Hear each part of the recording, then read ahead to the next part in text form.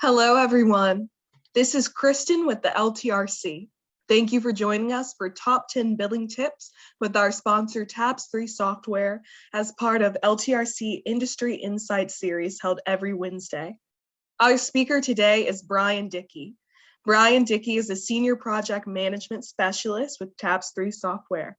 Over the last 2 decades, Brian has worked in the legal software industry, supporting clients and consultants across the United States with billing, accounting, and practice management software, as well as designing new software features and making enhancements to better meet their needs. Brian thrives on solving problems and ensuring people use the correct tool depending on the job that needs to be done. A follow-up email with a link to the recording will be sent to all viewers. The presentations today will be followed with a Q&A session. Please enter your questions into the questions pop-up found by clicking the Q&A button found on the bottom toolbar of the Zoom screen. Thank you all for joining us. We will now begin the webinar. Thank you, Kristen. Hello and welcome, everybody. As Kristen mentioned, my name is Brian Dickey. I'm a Senior Product Management Specialist for Tabs3 Software, and I really appreciate the opportunity to be here today. So before we get started, I just want to give a little bit of background about Tabs3 Software. Hopefully all of you have at least somewhat heard of Tabs3 Software, but if not, that's okay. Tabs3 Software is an award-winning suite of billing, case management, accounting, and trust software. Today, we're planning on focusing on billing. Billing is one of the most important aspects of running a law firm, but often one of the most overlooked. Tabs3 Software has been an industry leader in legal billing for over 40 years now, so we've definitely learned a thing or two over the years. I will be using Tabs3 Software in a lot of my examples, but the concepts I'll be discussing can definitely apply to any billing software that you use. So today's topic is going to be the top 10 billing tips. Before I get into the actual top 10 tips, I want to talk a little bit about what I call the ABCs of billing practices. So obviously, when you're talking about billing and collections are the two parts of it that jumps into everyone's mind. You obviously can't do billing without actually getting your bills out. And then the whole point of doing billing is collections, which is to get paid. But there's an important aspect of that, which is accountability, that is really the area that most people struggle with when they're talking about billing. So one of the first things I want to talk a little bit about are things like time tracking, reviewing pre-bills, or attorney productivity. These are probably areas of your law firm that you kind of cringe whenever anyone mentions some of those topics. Not very many people like tracking their time. Not too many people like reviewing pre-bills and so on. If any of you out there are one of those people that really enjoy any of these things, then there's probably a pretty good chance that this is the webinar that we were questioning why you're part of, because all of us struggle with that type of information, okay? So over the years, when I've talked to attorneys, one of the most common things that I hear when I talk to attorneys is, I don't need to track my time. I bill flat fees, so I don't have to keep track of my time. And it's a very common thing that I hear all over the place. So what I always respond to that question with is, so you bill flat fees, which is great, but how do you know that that flat fee that you're billing your particular clients is the right flat fee amount? Is it truly a good representation of the value that you spend on that particular work? So I would argue that even if you bill on a flat fee basis, everyone should really track their time, okay? So regardless of the billing method, most successful law firms that we talk to can account for almost every single hour, so they know how they're spending each and every day and can better estimate how long it takes to complete tasks.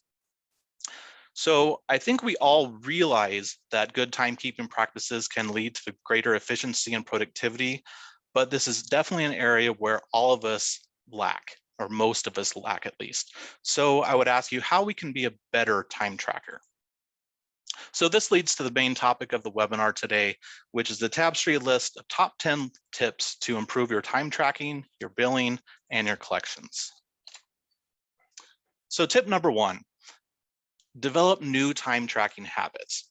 So obviously the reason why we call something a habit is because you're used to doing something one way, and it's very hard to get starting to do something different, okay? But one of the things that it's really important to do is one of the reasons why you're sitting in on this webinar is probably you want to do something to improve the way you do billing. So I would encourage you to develop new habits. Okay, so one of the most important habit that I could recommend you to start doing is to keep track of time daily. A lot of times I deal with people that, definitely don't keep track of their time daily. Instead, it's really kind of at the end of the week, they kind of struggle to piece together their week to enter their timesheets. Maybe at the end of the month, they haven't entered any time, so they struggle to, find all the timesheets that they have written down on Post-it notes or whatever all throughout the office, and get all those timesheets and input them into their billing software. I definitely encourage you to enter your time daily. Okay, so I have an example here on the screen of Tabs3 software. Most billing packages that you use might have something similar to this, but I tell everybody the very first thing that I do when I log into the software in the morning, and the very last thing I do at the end of the day, is to look at a dashboard similar to what we see on the screen right here. So obviously it's important to know what appointments you have coming up and what tasks you have coming up, which are displayed on the screen that we see here. But also at the very bottom of the screen here is my weekly timesheet. So every single time I open up Tabs3 software, there's a chart that I look at the bottom of the screen here that's going to show me my time entries for that particular week. So you can see in this particular screen here, on Monday, I've entered, I'll call it 7.5 hours. Tuesday, I've only entered 2.5 hours. A visual representation like that of how you spent your week is a really good indicator of where you might be missing time for the particular week. Today's Wednesday, I haven't entered any time for today, but by looking at something like this, I notice I only have 2.5 billable hours yesterday.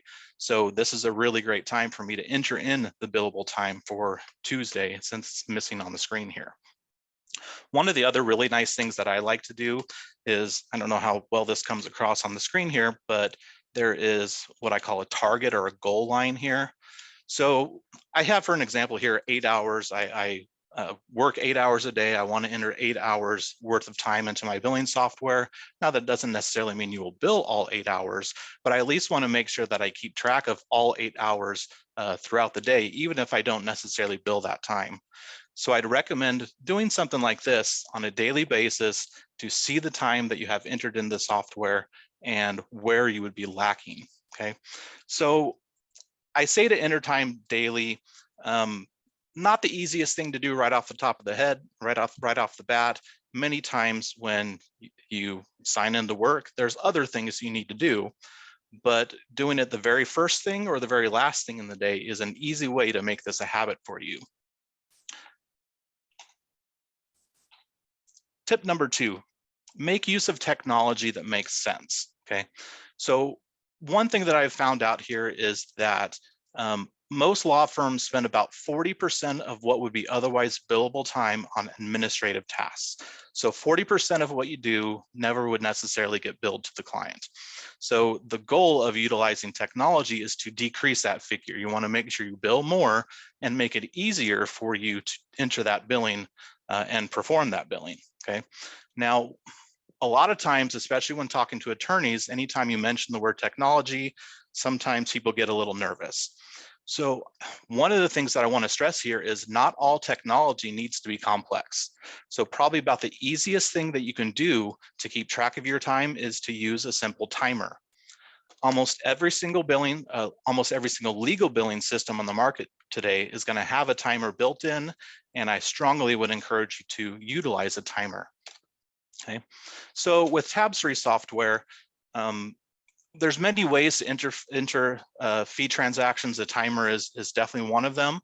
We have it built into whatever entry screen you want to do here. I have a fee entry on the left. I have Tabs3 Connect on the right-hand side. So whether you're sitting at your desk, you can run a timer. Whether you're maybe on the run or meeting with a client outside of the office and you're on your phone, you can use a timer in those cases too. So using a timer is a really easy way to make sure that you keep track of exactly what you're doing at any time during the day. So one of the things that comes up often when people start using a timer is every single timer out there has one very specific design flaw to it. And that's you have to remember to push start on the timer, and you have to remember to hit stop on the timer, which obviously makes sense. That's probably the hardest thing for you to remember to do if you want to keep track of your time, is to remember to start a timer. So maybe you're one of the people that is really struggling with remembering to use a timer.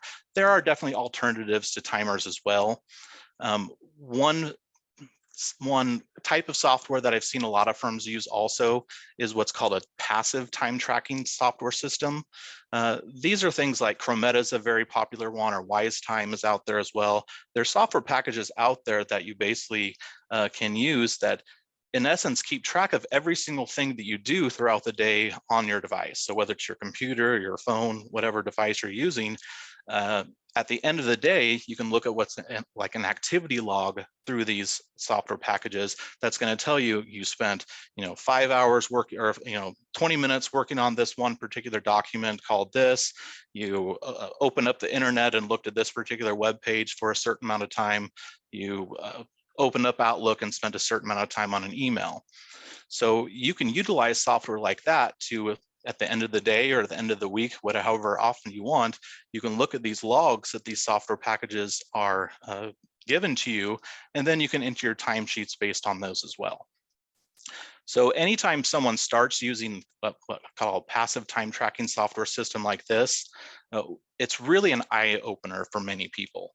So throughout the day, it's very easy to overlook the amount of time that you spend, whether it's looking at Facebook, whether it's surfing the web, watching funny cat videos on the internet.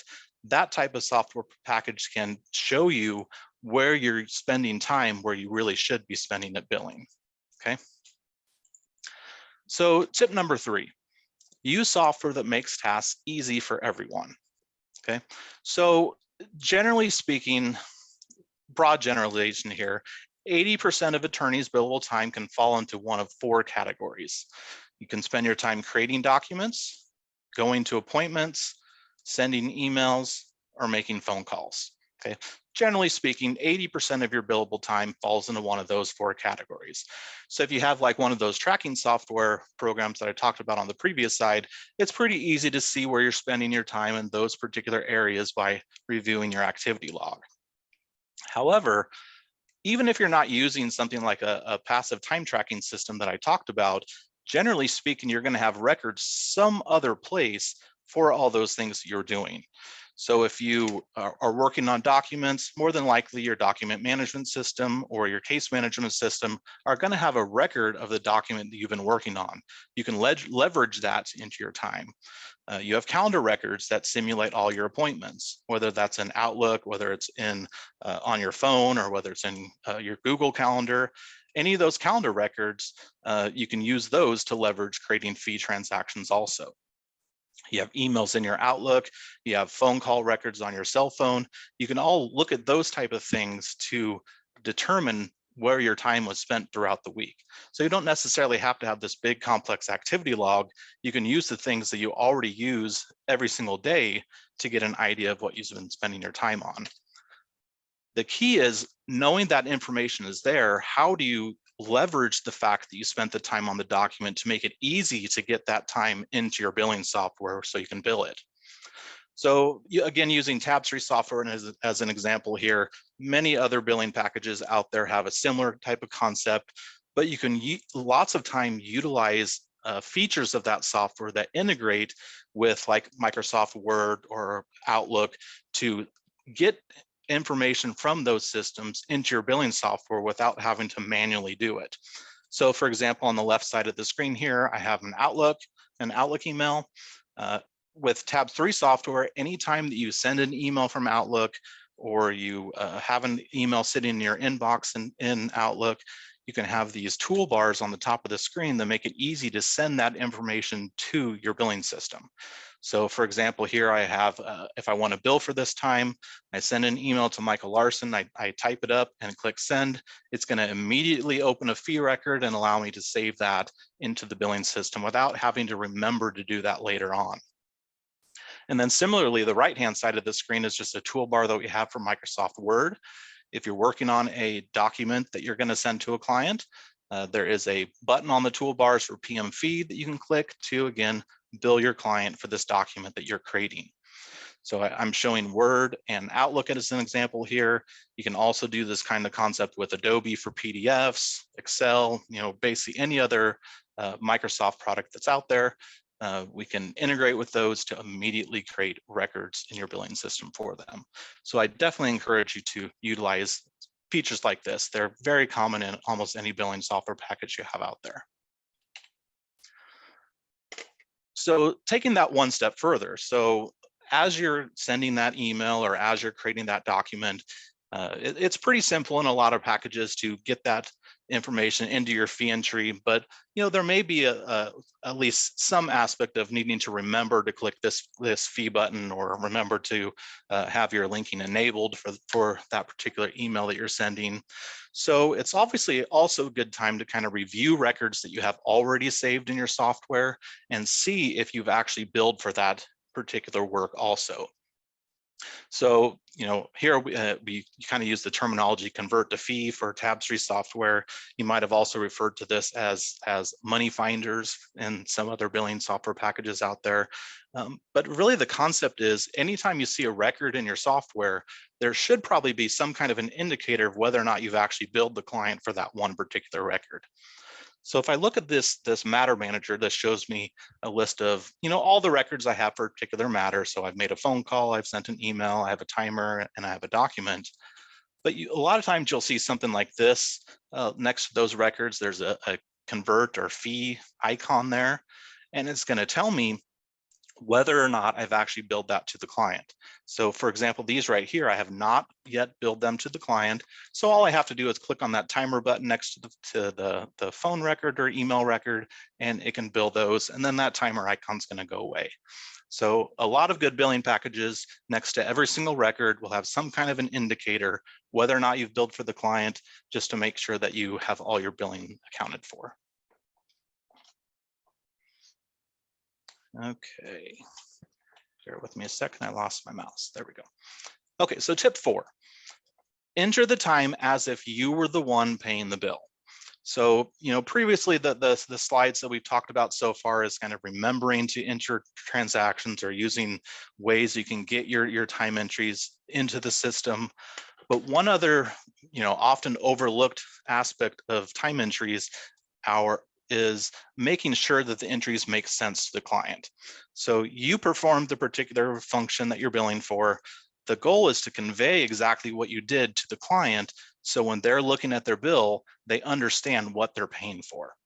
So what I like to tell people is if you're reviewing all your bills before they go out the door, kind of just quickly overview the statement or invoice that you're billing to the client and ask yourself, would you pay that bill if it was given to you? Okay. So you're going to want to draft your bills so they communicate your efforts and are presented in a way that make your clients grateful for your service. You don't want them to think that, see a line item and say, really, they're charging me for this, or looking at a description for a particular item and question what it even really means. So clients are more likely to pay you if the bill is clear, concise, and they truly know exactly what they're paying for. Okay, so you have to be a little bit careful with that though. You want to be descriptive and you want to be informative, but you may need to make sure not to be too wordy also. So you might want to try using or try avoiding using what I call lawyer speak. I hope I'm not offending anyone out there, but obviously a lot of lawyers out there likes to hear themselves talk, and they can be wordy quite a bit. You need to kind of be careful when you're using that for fee transactions, just to make sure it easily conveys what you're trying to convey to the user. But also on the same aspect there, you never want to dumb down your descriptions though. You want to convey you're providing a valuable service to them. You don't want to, dumb it down so they again question, why am I really being charged for this particular thing? It's something easy. So enter your time as if you were the one that's actually paying the bill. Okay, tip number 5, next here. So plan and make time for billing.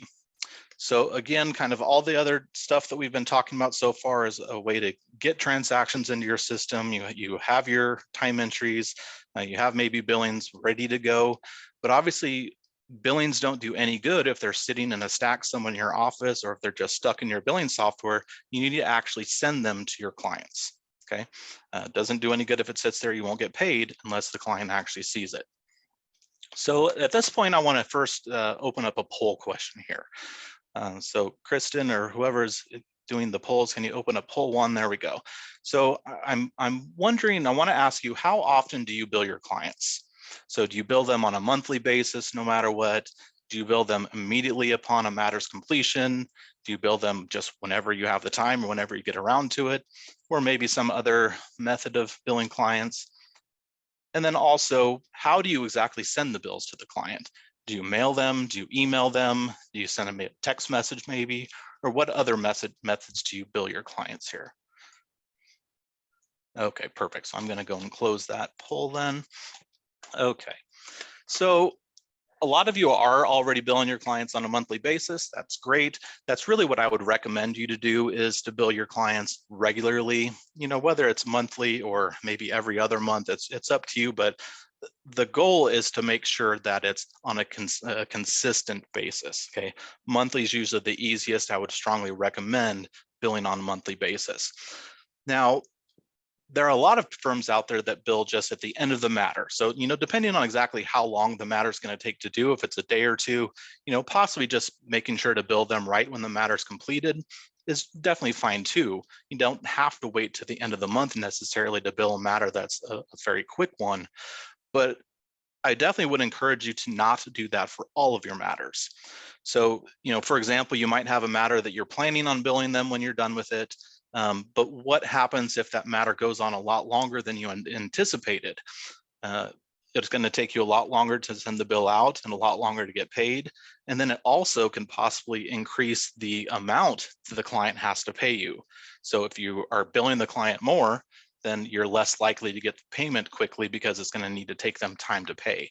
So billing smaller intervals is a lot better than one big interval at the end of the case. So bill regularly, monthly is best there. Now I'll get to the other question about how you're sending the bill in a little bit here. But the key to this question here is, again, make sure to plan for that billing. Okay, don't just do it whenever you get around to it, actually plan to do it. Now, it's easy to say that when you're actually talking about sending the bills, but one big piece of that also is planning to review the bills also. Okay, so a lot of times people are ready to bill. They, maybe they print out a big stack of bills and hand it to the attorney to review. Who knows how long it's going to take for that attorney to review all those bills in order for you to get them out the door. Okay, so part of planning and making time for billing is also incorporating how long it's going to take to review those bills before you send it out. Okay, obviously it takes time to review bills. It can't necessarily always be done in one day. Sometimes it takes longer than that.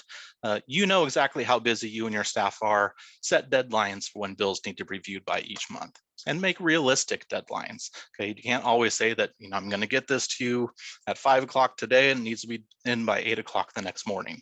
Not necessarily realistic. Okay. Okay, tip number 6, timely billing is vital for cash flow. So I can tell you that aside from the accuracy of the bill that you're sending, the one thing that matters most in getting clients to pay you is getting your bills out quickly. So it's hard enough to pay when you send them the bills. They definitely won't pay you if they're just sitting in a pile in your office somewhere. Okay, so in order to maintain streamlined cash flow, you really need to bill regularly, like we've already talked about. Over my years, I've definitely come across a number of law firms that do what I kind of refer to as panic billing. It's just a term that I came up here. There's a lot of firms that, maybe they have a big expenditure coming up here and they're getting worried about making sure to pay that. So they say, this is a good time to bill. Or they see that, it's been a little while since I've billed anybody. Let me go and just send all my bills now. So a successful law firm regularly bills throughout the year, not only in these specific times. The goal is to see a steady stream of income throughout the year, not periodic bursts throughout the year. Okay. And so that kind of leads to my next tip here, tip number 7, invoicing at the time of the service will get you paid the fastest. Okay, so one example that I want to bring up here, I recently had a back injury and went to see a chiropractor for it. So I think I went to maybe 2 different appointments within maybe a week or 2 of each other, feel a lot better in a couple weeks or so. And then I realized about a month after that I never saw any invoice for that particular or those appointments that I sent up. Eventually, I completely forgot that I even went to these appointments, and I sure didn't remember that I didn't pay the bill. And I think it was, if I remember right, about 3 months after I actually had the last appointment that I went to my mailbox and I pulled out an invoice for these appointments. Okay. By that time, I had completely forgot that I even went to the appointments, let alone hadn't even paid them. So chances are I didn't just go out and pay that invoice right away. It had been 3 months since I actually had the service. If it was really that important for me to pay them, they probably would have sent me the invoices earlier on. Now, that's not to say I didn't pay them. Of course I did, but I sure wasn't in any hurry to pay them since they weren't in any hurry to send me the invoice also. Okay, so your clients are going to be the same way here. So if you are prompt in your billing, your clients are probably going to be returning the favor here. They'll expect to receive bills from you on a regular basis, and predictable, and your billing cycle should be predictable so they can prepare to pay for your service. If they have no idea when to expect the bill from you, then there's probably a pretty good idea that they may not be able to pay you the minute that you do give the bill. Okay, so again, I kind of keep coming back to it. Process your invoices monthly and send them to the clients about the same time each month. Okay. And in addition to that, think about how you're sending the bills to your clients. So if I look back at that previous poll that we mentioned here, I asked you how you sent your bills to the clients. 39% of you said that you send all of your invoices to clients via mail. Okay. Now, that's not to say you never should mail clients, but I strongly would recommend shifting to an emailing your statements to the clients. I don't know about you all, but I check my email way more often than I check my mail. Okay, I probably check my email 30 times a day. I check my mail maybe not even every day. It might be every other day. I often forget to go out to my mailbox. So I definitely would strongly recommend you to consider at least emailing your invoices to your clients instead of sending by mail. One very big benefit to emailing as opposed to mailing is that if the client has any question about the invoice that they open up, then they can quickly respond to your email in order to ask you questions. If you send it to them via a paper invoice, then they may have to either start an email themselves or call you up on the phone to get questions for it. If you send via email, it's a lot easier for them to convey questions to you. Oop, went too far here. So that leads to tip number 8, make it easy for clients to pay. Before I get into that, I do have another poll that I want to bring up here. If you can start up poll, yep, perfect, right here. So on average, how long does it take your clients to pay for a bill?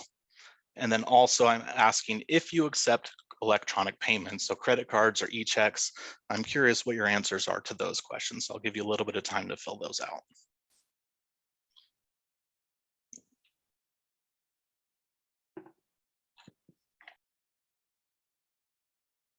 Alrighty, perfect here. So we got some results here.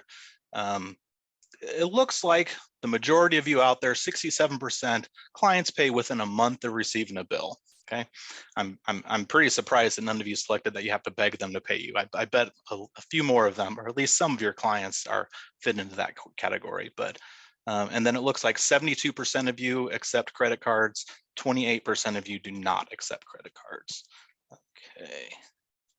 All right, let me go ahead and close that right there. Great, thank you for participating. So, one second here.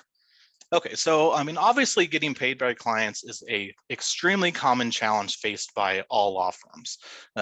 You can have all the best billing procedures in place. Your goal, obviously, though, is to get your clients to pay you for the services that you offered to them. So if you want to get paid right away, so I can't remember what the percentage was here, but a huge majority of you have clients that pay within a month of you offering the services to them. So a month, that can be quite a while before they actually pay you. The goal is to kind of shrink that down. Maybe you want clients to pay you the day that you pay that you bill them, or at least within a week of paying them. of billing them, I mean. So what are ways that we actually can make clients pay you more quickly than a month? Okay, so probably the biggest thing is have a plan to get paid before you take on the client. So give your client expectations about exactly when you're going to bill and when the payment is going to be due for them. If you have clients that you have a bad feeling are going to have trouble paying your bill or won't pay you for the bill, then by all means, it's completely acceptable to get paid up front before you actually do the services for your clients. The one thing I want to make sure to stress with that is if you do get paid up front, I encourage you to get a trust accounting package and follow good trust procedures if you're getting paid up front. A lot of firms that I deal with use QuickBooks for all their accounting, and I just kind of am a little bit weary when I see people use QuickBooks for trust accounting. It's not designed for trust. I would encourage you to use a legal specific trust accounting solution when dealing with trust accounting. Okay. So that's one method, possibly get paid up front, but mostly have a plan in place.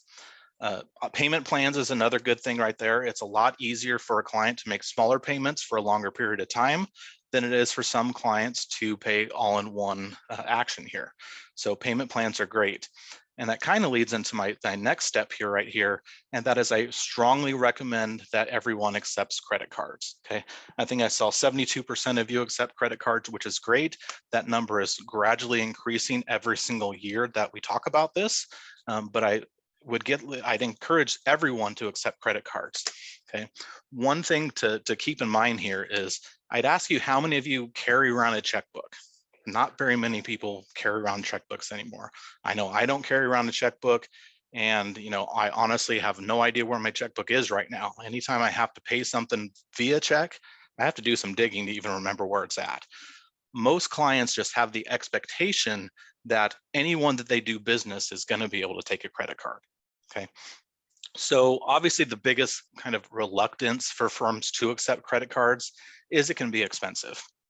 We fully understand that there are costs associated with accepting credit cards. I would argue that the benefit of getting paid quicker very often outweighs the cost of accepting those credit cards, okay? Generally speaking, if you accept credit cards, it's a more convenient way for your clients to pay you. It'll help you get paid faster. It'll help you reduce your write-offs, and it'll help you spend less time collecting on past due billings, okay? So if the cost of credit cards is concerning to you, there are a number of things you can do to offset that cost of accepting credit cards. So there are many firms out there that I deal with that just kind of assume that all their clients are going to be paying by credit card. I mentioned to you earlier that personally, I pay literally everything via a credit card or a debit card. Don't carry around cash. I don't carry around a checkbook. It's always via some kind of electronic payment.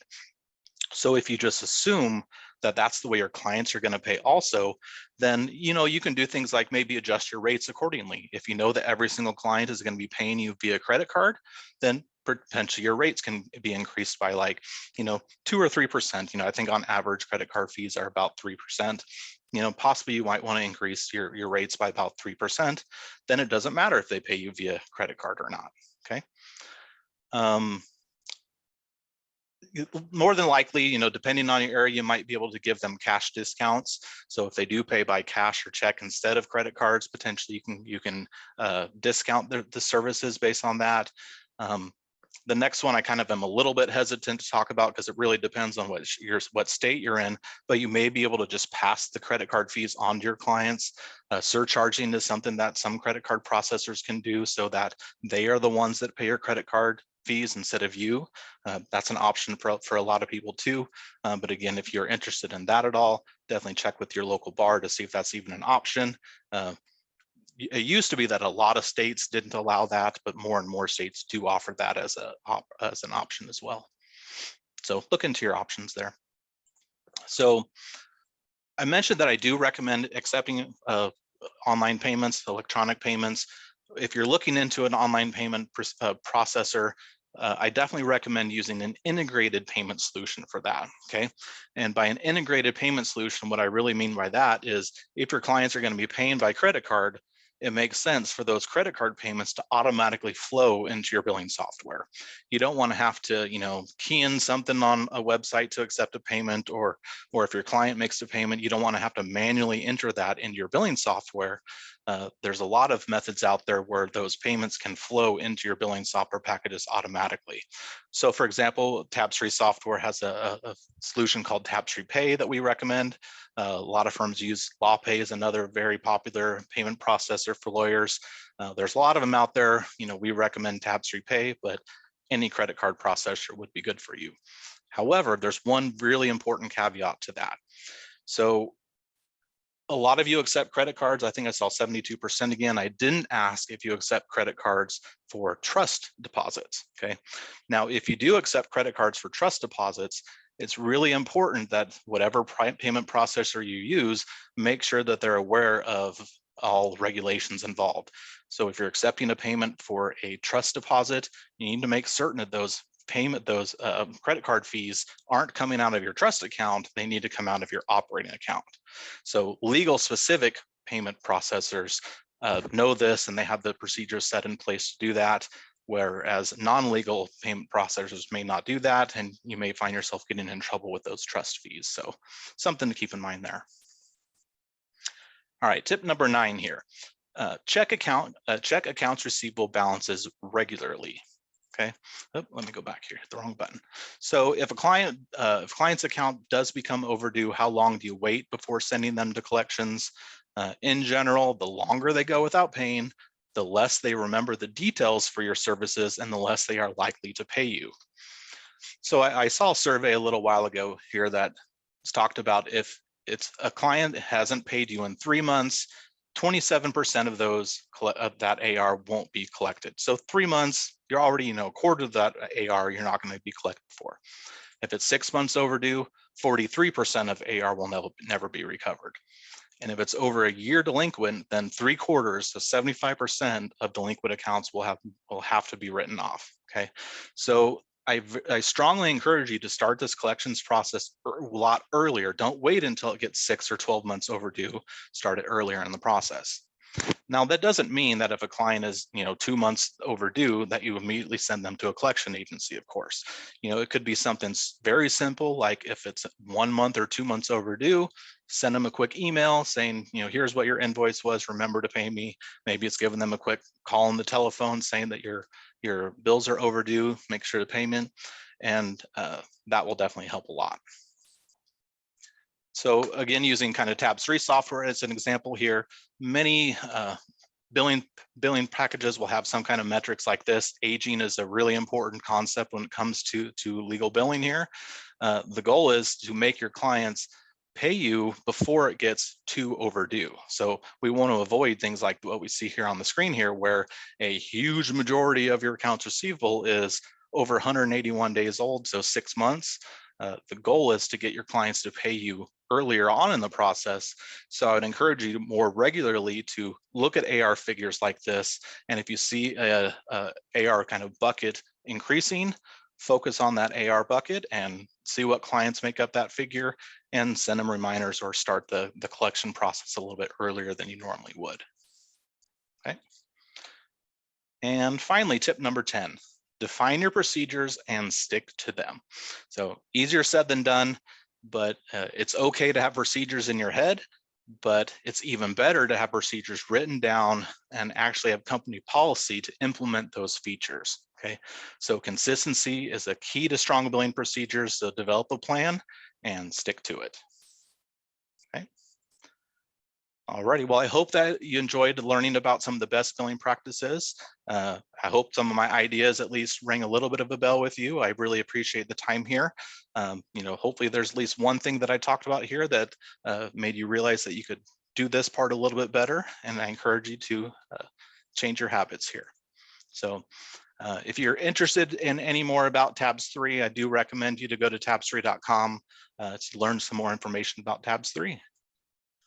Okay, well, that is all the time we have for today. I would like to thank our sponsor, Tabs3 Software, and all of you for attending our webinar today as part of the LTRC Industry Insight Series. I would also like to thank Brian for presenting today. If you are curious about future webinars, please seek out the ABA LTRC page and follow our Twitter at LTRC for more updates. You can keep up with Tabs3 software at tabs3.com. We will now conclude the webinar. Bye, everyone.